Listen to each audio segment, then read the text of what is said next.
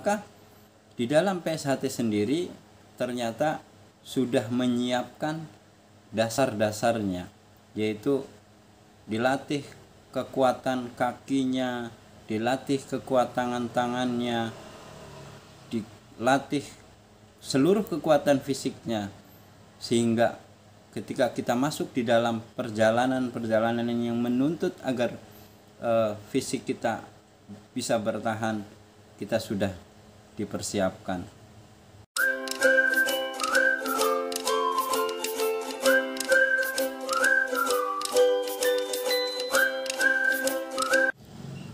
Assalamualaikum warahmatullahi wabarakatuh. Dulur-dulurku, persaudaraan setia hati Ternate dimanapun berada, salam persaudaraan.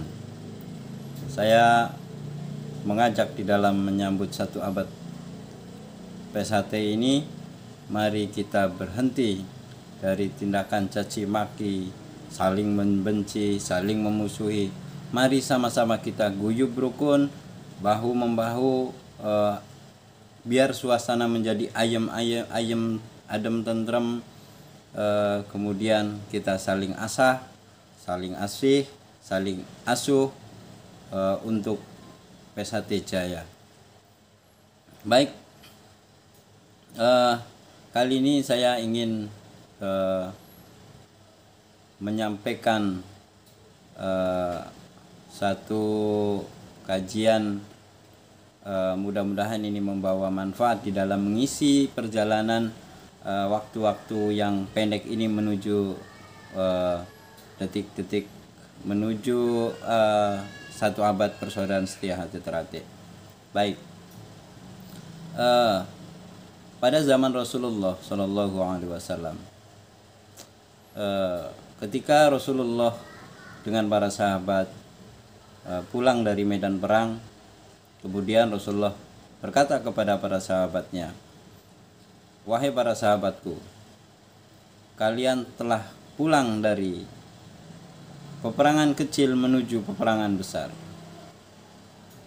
Kala itu para sahabat bingung karena peperangan-peperangan yang telah dilalui oleh para sahabat berserta Rasulullah itu sangat luar biasa. Tetapi dari peperangan itu ternyata menurut Rasulullah itu kategorinya masih dalam peperangan kecil atau jihad kecil.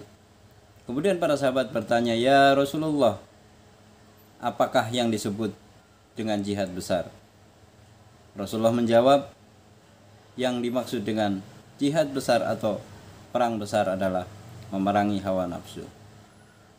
Dulur-dulurku semuanya, warga persaudaraan setia hati Ternate dimanapun berada, jika hari ini kita bertanya soal PSHT, sudah di mana PSHT? PSHT tentu sudah jaya, PSHT sudah gemilang dengan sekian banyak warganya. Ada yang mencatat sampai 7 juta warga PSHT. Itu luar biasa dulur-dulurku semuanya, sudah pasti disebut jaya. Siapa yang nggak tahu nama besar PSHT? Jika di dalam keatletan banyak sekali atlet-atlet PSHT yang sudah membawa nama bangsa ini baik di tingkat nasional maupun internasional.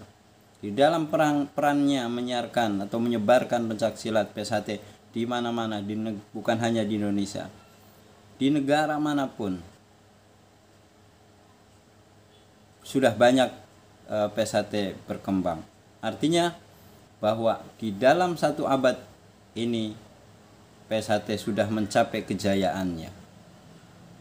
Tetapi perlu kita ingat kembali kepada ajaran PSHT, bahwa PSHT tidak hanya soal bagaimana membangun nama besar bangsa ini dari sisi kontribusi seperti itu.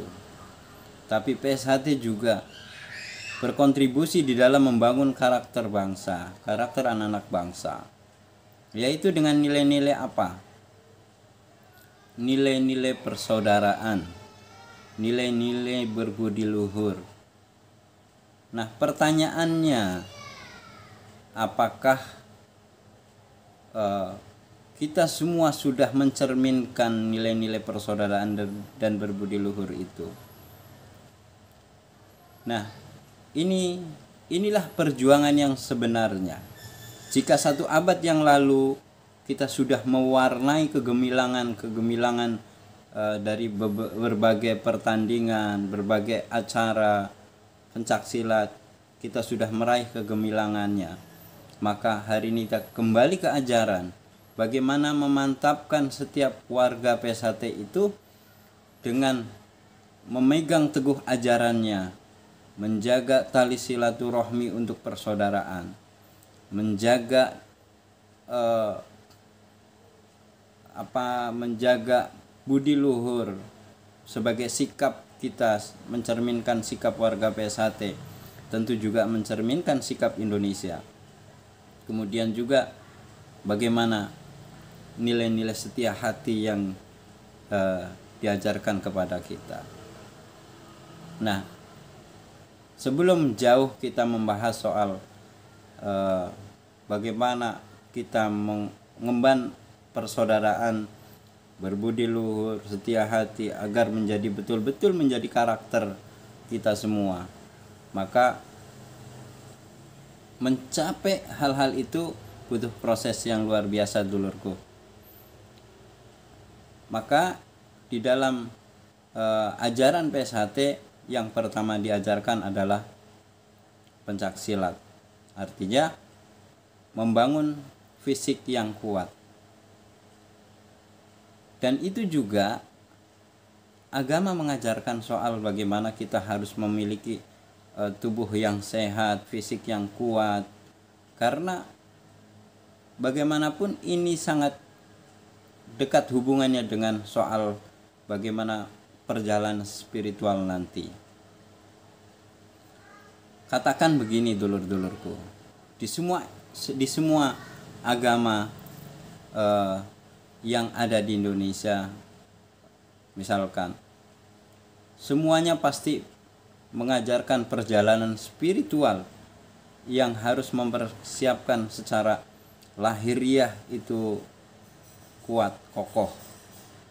Seperti misalkan bagaimana kita bisa menjalankan sholat di dalam Islam itu, sholat secara khusyuk, secara tenang, itu perlu badan yang sehat, fisik yang kuat. Nah, ketika kita menjalankan sholat, katakan seperti itu, kemudian badan kita ini tidak sehat, bagaimana coba rasanya? Mau duduk gampang capek atau sudah tidak bisa duduk, mau berdiri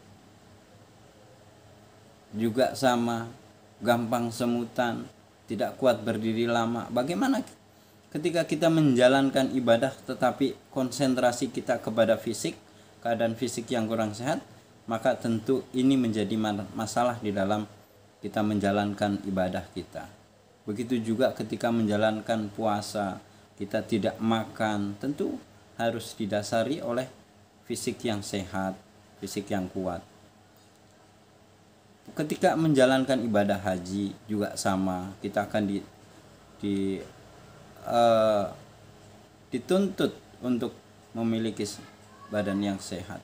Maka di dalam PSHT sendiri ternyata sudah menyiapkan dasar-dasarnya, yaitu dilatih kekuatan kakinya, dilatih kekuatan tangannya, dilatih seluruh kekuatan fisiknya, sehingga ketika kita masuk di dalam perjalanan yang menuntut agar fisik kita bisa bertahan, kita sudah dipersiapkan.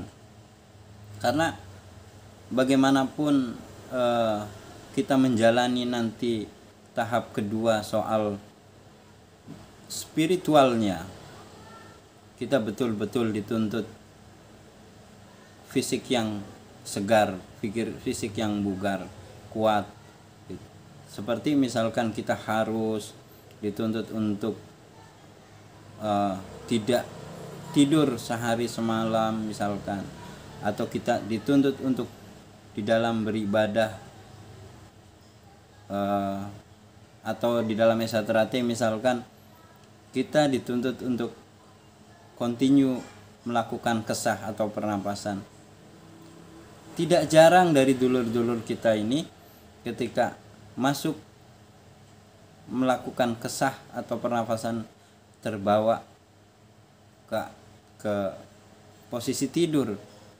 Nah, ini kan karena posisi badannya itu atau fisiknya kurang siap sehingga gampang ngantuk, gampang capek, tidak bisa duduk tegak lama, tidak bisa menahan ngantuk yang lama. Akhirnya apa? Ketika kesah, bukannya kesah tapi malah tidur. Itu dikarenakan apa? Dikarenakan fisiknya kurang siap. Maka kita beruntung sudah diajarkan dasar-dasarnya, tinggal kita juga terus memantapkan soal fisik kita ini betul-betul kita siapkan untuk mempersiapkan perjalanan yang lebih lanjut lagi.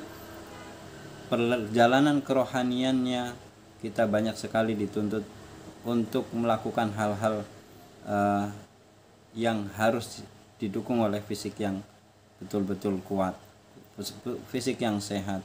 Maka dulurku semuanya, secara lahiriah kelihatannya ini olahraga pencaksilat, tetapi apapun kegiatannya, jika didasari oleh niat yang lurus, niat karena Allah Subhanahu wa taala, niat karena Tuhan yang Maha Esa, tentu itu semua akan menjadi ibadah. Kita olahraga menyiapkan untuk agar ibadah kita lebih khusyuk, lebih kuat, lebih mantap.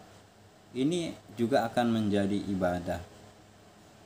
Pencaksilat seperti itu. Maka dulurku semuanya, sebetulnya perjalanan yang sedang kita jalani di persaudaraan setia hati teratai ini baru tahap awal. Maka ada perjuangan yang harus kita lalui, yaitu bagaimana kita menundukkan hawa nafsu. Tentu banyak sekali dampak positifnya ketika hawa nafsu itu bisa kita tahan. Yang tadinya kita mau mencaci maki orang lain, yang tadi kita memusuhi orang lain, yang tadinya kita mau memfitnah orang lain, tadinya kita mau mendengki orang lain, dengan kita bisa mengekang hawa nafsu, maka yang muncul adalah rasa kasih sayang ke orang lain, rasa menghormati orang lain, rasa menyayangi orang lain. Dan itu semuanya adalah sebuah sikap yang memang diharapkan dengan ajaran setia hati ini, atau yang diajarkan di dalam persaudaraan setia hati teratai kepada kita semuanya. Maka inilah bab awal pentingnya kita betul-betul menyiapkan fisik yang kuat, atau inilah manfaatnya di mana kita pada tingkat 1 ini kita sudah digembleng secara fisik dan mentalnya, kita sudah dipersiapkan. Maka ada perjalanan yang lain selain dari gerakan fisik ini yang kita diuntungkan dengan gemblengan fisik yang sudah diberikan kepada kita.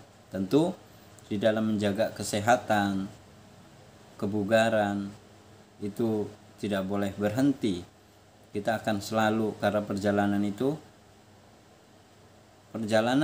untuk menaklukkan hawa nafsu itu berhenti ketika kita semuanya dipanggil oleh Allah Subhanahu wa taala, yaitu pada kematian. Sebelum kematian, hawa nafsu akan terus memerangi kita. Nah, ini dulur-dulurku semuanya, di dalam mengisi satu abad inilah yang perlu kita kaji hal-hal seperti ini, agar kita tidak lagi euforia, tidak lagi muncul rasa kebanggaan diri, kebanggaan organisasi di atas organisasi-organisasi yang lain, karena perbuatan membanggakan diri juga sebuah kesombongan. Kita harus tetap rendah hati, kita tetap harus bisa mengayomi, memberikan kedamaian. Nah, inilah harapan-harapan yang ke depan di abad kedua ini kita betul-betul bisa memantapkan soal seperti itu. Pendekar kita sudah banyak, tentu sebenarnya jika tidak bertambah pun pendekarnya juga tidak apa-apa, karena mungkin banyak yang bertanya-tanya kenapa si A menjadi disahkan dengan cepat dan ini segala macam. Belum tentu juga ketika disahkan mereka akan betul-betul mau mengabdi atau punya loyalitas kepada P1T.